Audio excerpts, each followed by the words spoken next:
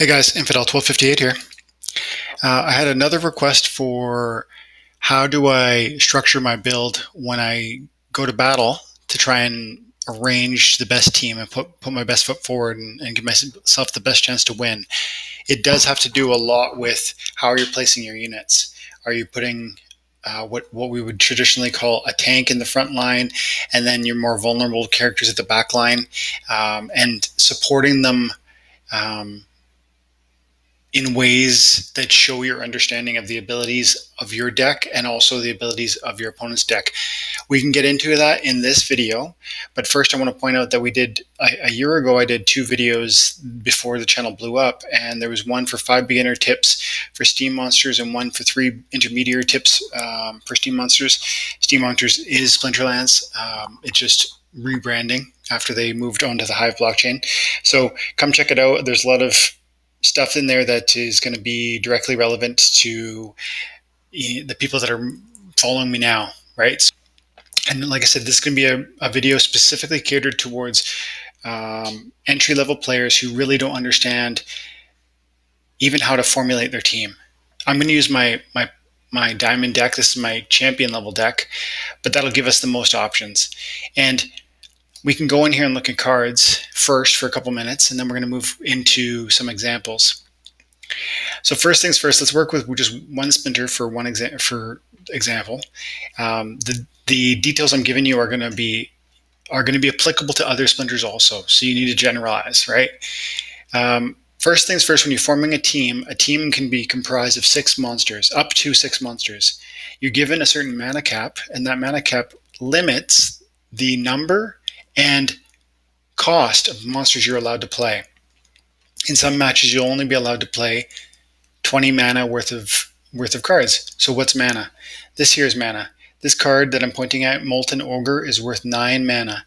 That means that on a game, when I play him, he's going to eat up a pretty sizable amount of my mana cap on most every game. Not every game. Some games you have almost infinite mana, but in a lot of games you have to be frugal with who you're applying. You want to look for some monsters that are going to give you like a lower mana cost, like a 3 or a 4. There's some really great cards in the 4 mana and the 3 mana price point. So when you're formulating your team, you need to take into consideration mana. You need to understand that there's 6 potential spots, and you have to understand the mana cap such that you can put as many quality monsters on the field as possible each battle. Sometimes it's only going to be 1 monster. Sometimes it's going to be 6.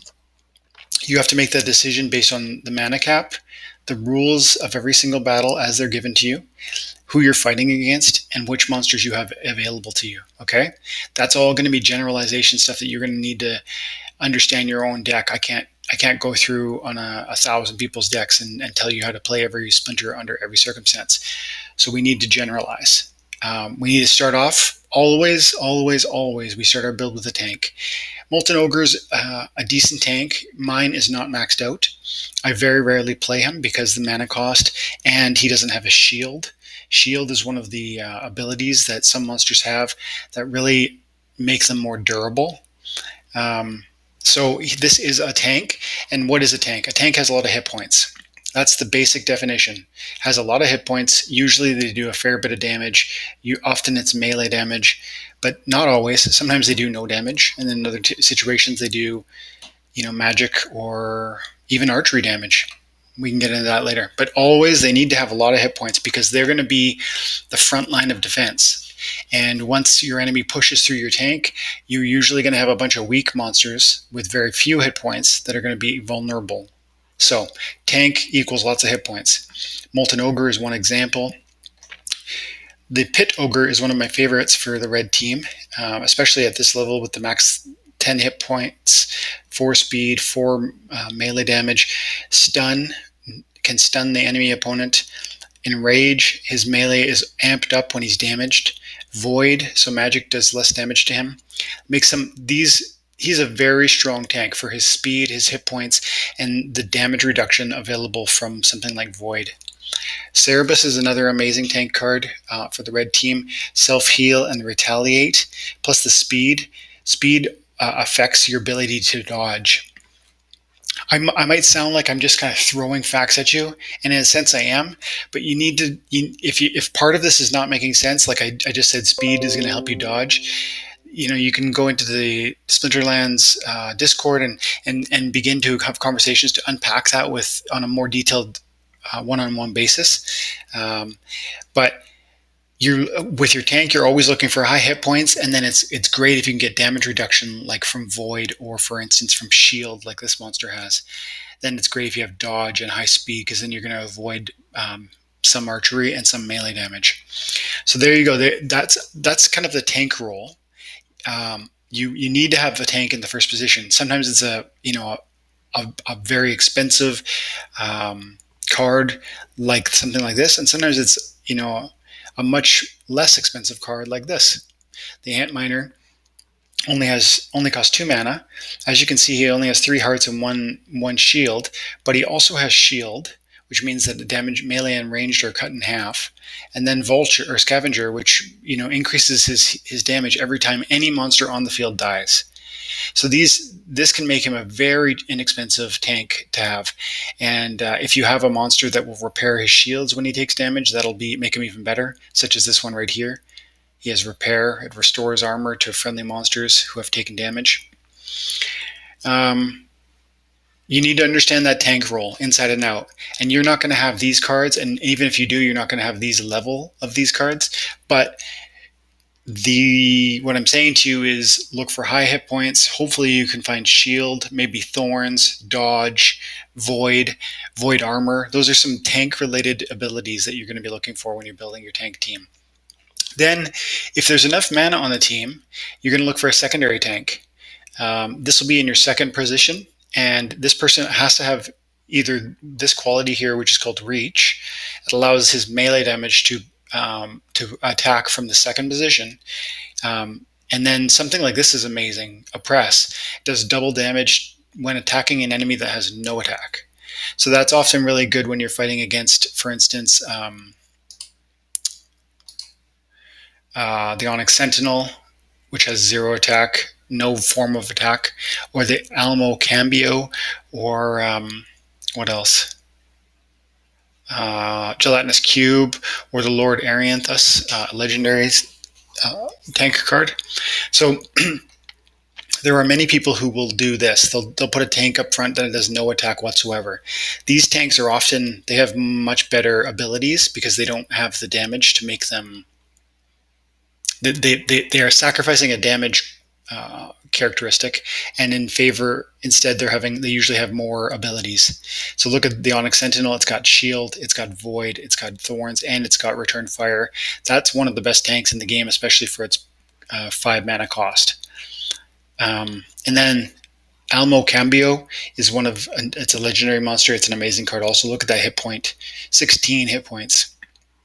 It's got Magic Reflect, it's got Return Fire, Phase, which is the only characteristic in the entire game that allows you to dodge magic damage, and Immunity, which means it can't be poisoned, it can't be earthquake affected. Actually, I'm not sure about earthquake affected, but it can't be poisoned.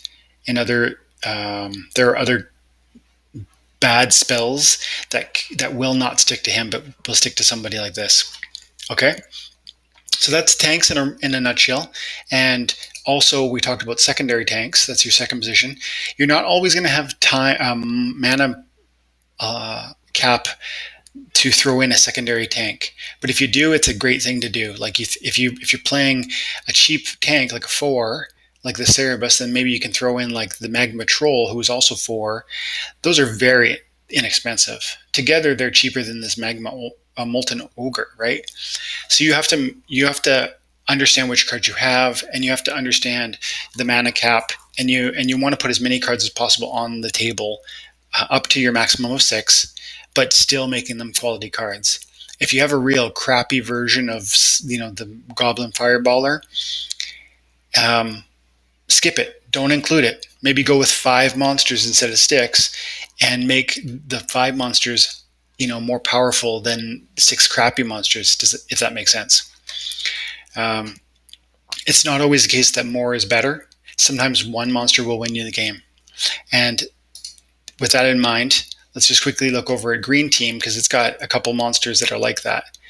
We have the, where is it? I must be renting it. I have a cron. Let's go over to market then. So just a little bit of a continuation on the tank conversation. I have one of these Kron the Undying. It's currently rented. Must be anyways. And then this puppy is a magic tank. You might say he's not a tank, but he can certainly be a tank. With this amount of damage, with this amount of hit points, with the self-heal, with the Divine Shield, and with the Last Stand, this can be an excellent card that you would just play by itself with no supporting team whatsoever. It's very expensive, but it can win you a game. And then again, this is a sort of card you might put at the very back of your team. So let's get into that a bit more. What does it look like after you do your tank and your secondary tank? What then? Let's go back to cards. Staying with red, once you've chosen a tank and maybe a secondary tank, you're going to need it. You have a third position, and that's often going to be somebody that you're going to either be doing archery damage or sneak damage or opportunity damage or magic damage. Those are the four abilities that in every game. Well, hang on, is it every game? Yeah, in most every game, those functions are going to allow you to hit from the third position. So sneak is a function, an ability that allows you to attack the rear monster of your enemy's team, and you can put that card anywhere in your from the second position up to the sixth position of your deck, not the first position, and it will attack the rear of your enemy. Snipe is a function that will attack the first archery or magic monster, not in the first position. Opportunity will attack the first weakest monster on the enemy's team. If there is a tie and two people have one hit point, he's going to attack the first of those two. Magic is going to attack, unless there's a snipe function, magic is going to attack the front of your enemy team.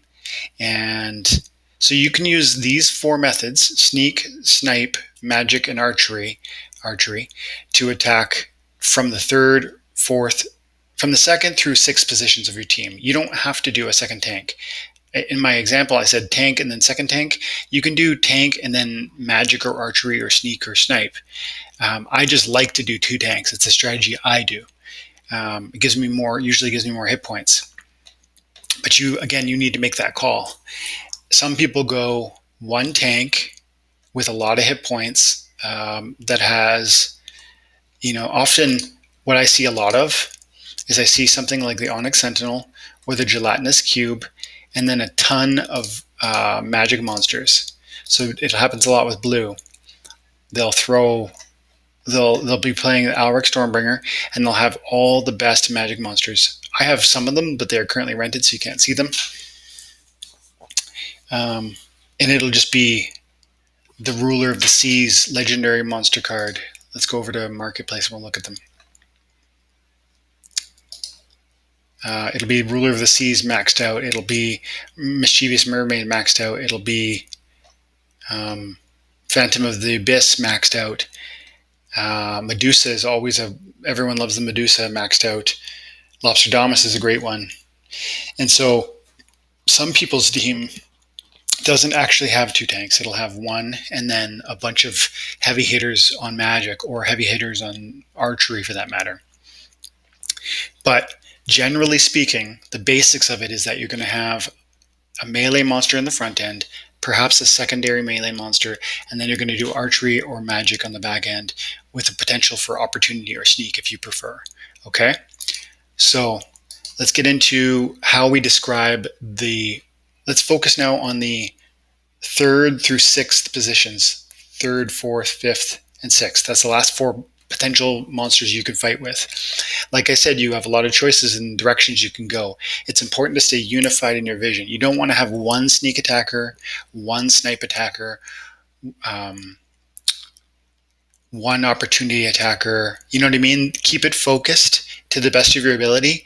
If all of your monsters are going to aim at one target on the enemy's team, you're going to delete that much quicker than if they're all aiming at 4 different targets. So between the third and the sixth position, you're going to have. I usually play some combination of sneak, opportunity, and archery or magic. Right? That's all of them actually. I do play them all at different times. But let's show you a red team that I play a lot. I play Pit Ogre as my tank. I play Phineas Rage as my second tank. So that's a lot of hit points. That's 21 hit points with 4 and 6 speed. We're talking a fast team. Then I throw Goblin Fireballer in there because he's got that stun function and the snare, which is great. 2 damage for 2 cost is a great card. I like to put in I like to put in my Battle Queen for the heal and the Inspire damage for all of my melee monsters. Sometimes I use the Imp Bowman because he's only 2. But if we have a little bit of mana cap, I'll throw him in. If we have a lot of mana cap, I might throw in Elemental Phoenix. He's got the magic. He does the blast damage, and he's got dodge. And again, he's very fast. So this team is very fast. What else? This one is, I play it so often. Spark Pixies, 3 damage, 7 speed, stun. So very often he's going to fire first, he's going to stun my enemy tank, and then that's going to open the door for me to just delete the tank. So that's my very often what I do with this team.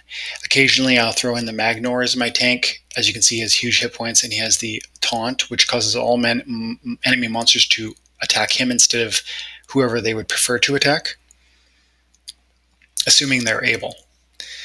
So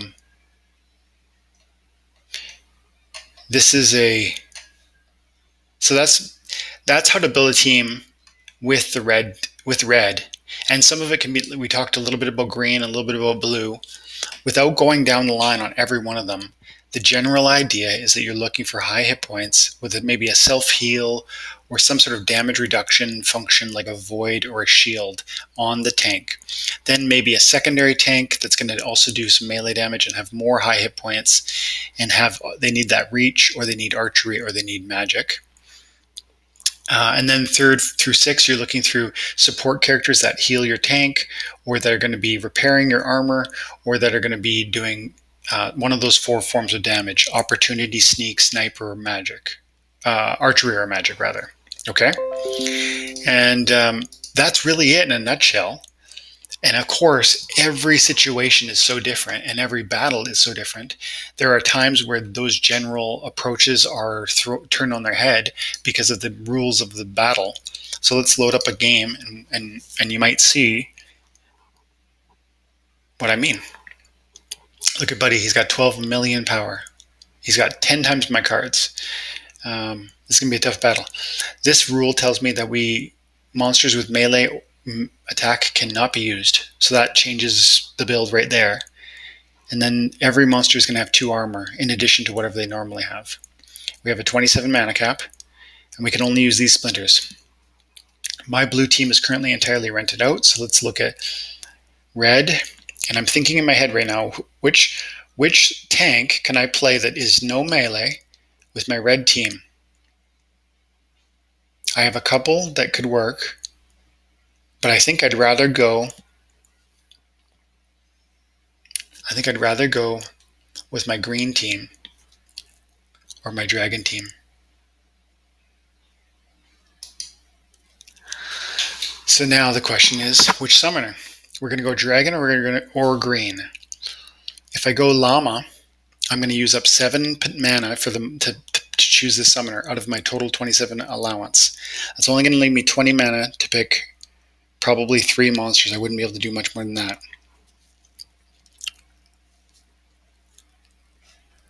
We're going to go Byzantine. No, we're going to go llama. And we're going to get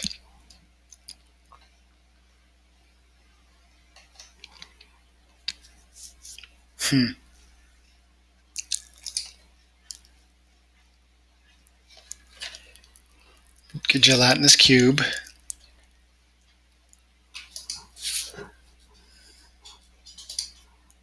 So we're doing triple heals. And we have triage.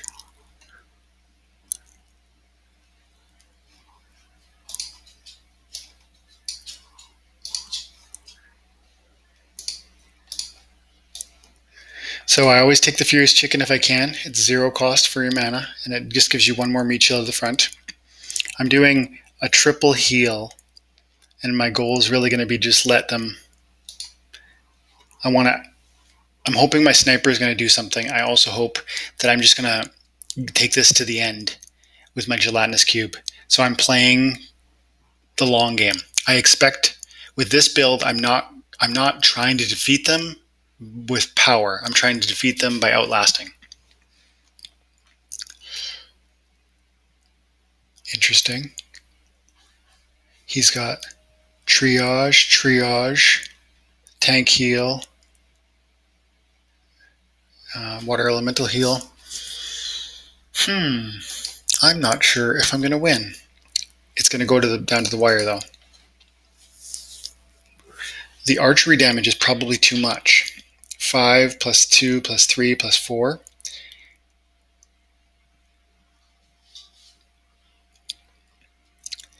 Mind you, I do have triple heals. So who knows, maybe? I think I'm probably going to lose, but... Oh, he's got the oppress. I forgot about that. See, the Grenadier has oppress. You see that function there? That's going to make him hit for twice. So that's almost for sure going to take me out.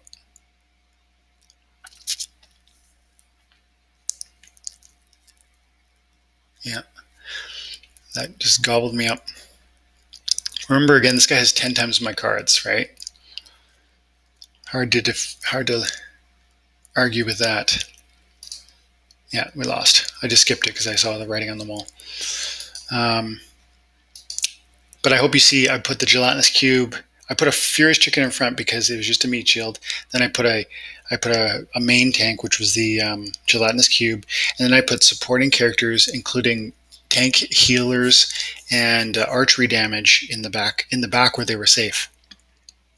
Okay, again, we can't do melee attackers, and this rule means that all monsters lose their abilities. So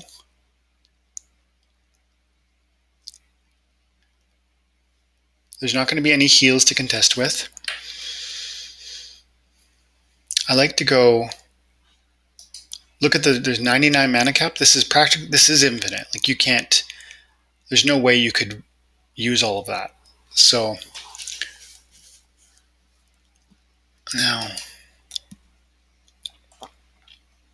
I want to pick guys with loads of armor.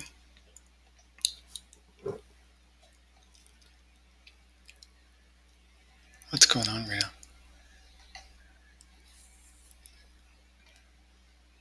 So with a game like this where there's the monsters lose their abilities, often what happens is one thing you need to think about is getting monsters out there that have a good amount of...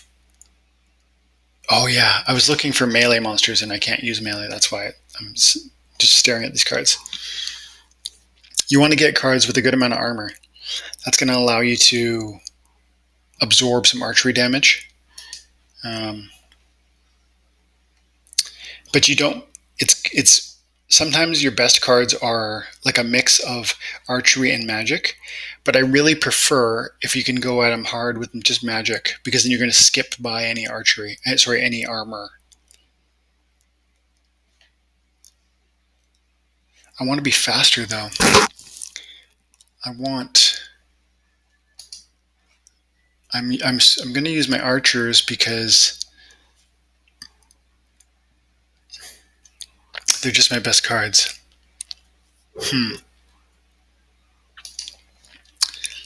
Doing a quick switch. I've got some better cards with my black, I think. So let's see what we can put. Look at the speeds on these guys. 3 speed, 4, 4. The other team we were just looking at was all 2 and whatnot.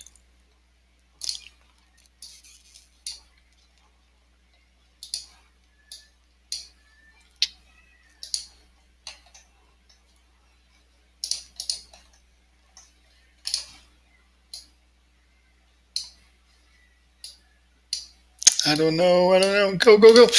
Did I make it? Oh, okay. I barely made that for the cutoff. And then you just forfeit. So before we begin the battle, we're going to talk a little about what I was thinking, what I did. Okay, so I wanted to go all magic, but I just don't have a lot of heavy hitters with the big hit points. It's important in a match like this where all the monsters get no heals, no abilities. I want everybody to have a lot of hit points. And you'll see I put some of my lower hit point people at the very back because they won't even be good as a meat shield. This guy here, I don't want him to die. This guy's going to die eventually, and then this guy's going to be number 2 to die. I don't want him to die, but look at the hit points. So I put him there because he's going to be more resilient than like this guy, for instance, or this guy, right? So he's a secondary, like I'm doing tank 1, tank 2, and even tank 3. And in some situation you might even call him a tank. So tank 4. Why? Because of the 99 mana cap. Because the monsters they lost all their abilities. Okay, so I might be in trouble because he did unified all magic, so my shield is going to be irrelevant. They're going to delete him really quickly.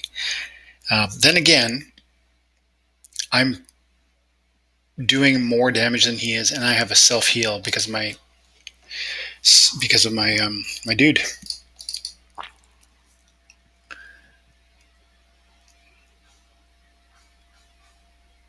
If I had another couple seconds there before the game launched, I would have changed the tank that just died.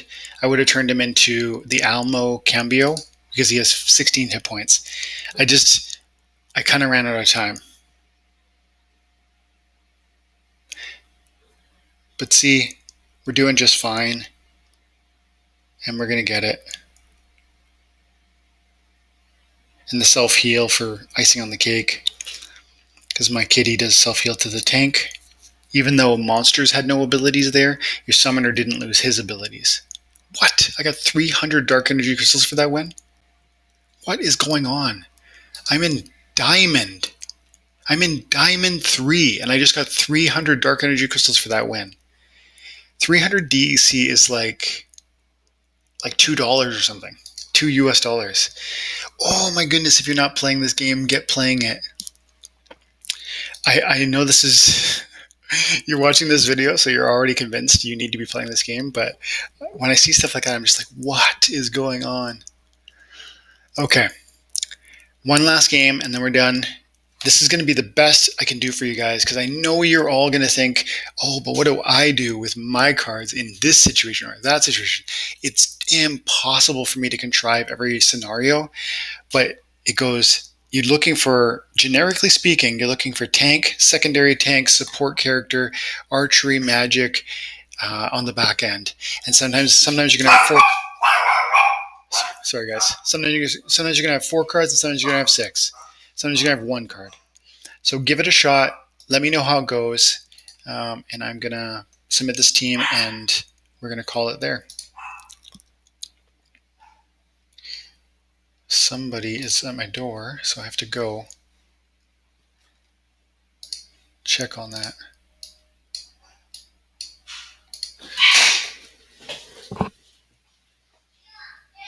Oh, no, it's okay. No, it isn't. It's okay. Okay, guys. We're going to skip to this quick because I really got to go. I hear my dog running, barking, and just go, go, go. I'm concerned about his last stand, but then I'm going to have a last stand too. No, we're good because my Goldie's going to out survive, especially with the cleanse. Yeah, we're going to win this. See, that's a big deletion. And now he's not going to get his archery damage because archers don't shoot from the first position, guys. Unless they have a special ability or if the rules of the game are different for that one battle. Yeah, we're going to win.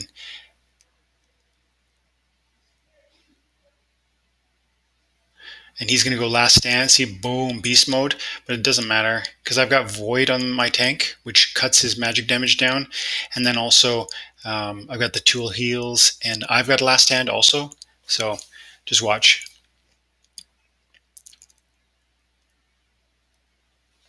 No, we're good. It's not even go down to the last stand. This is a very good card for its mana cost, 3 cost.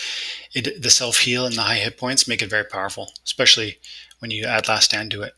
Look at 356 again, guys. Okay, that's it for now. That's my video on how you can level your team through putting a good team on each time. It's going to be tank, secondary tank, support characters, or you can focus on damage only if you want. But I like to do tank, second tank, support characters that provide either speed, increased damage, heal, triage, and then some archery or some sneak attack on the back end. But let me know what you think, and thanks for your time and attention, guys. God bless.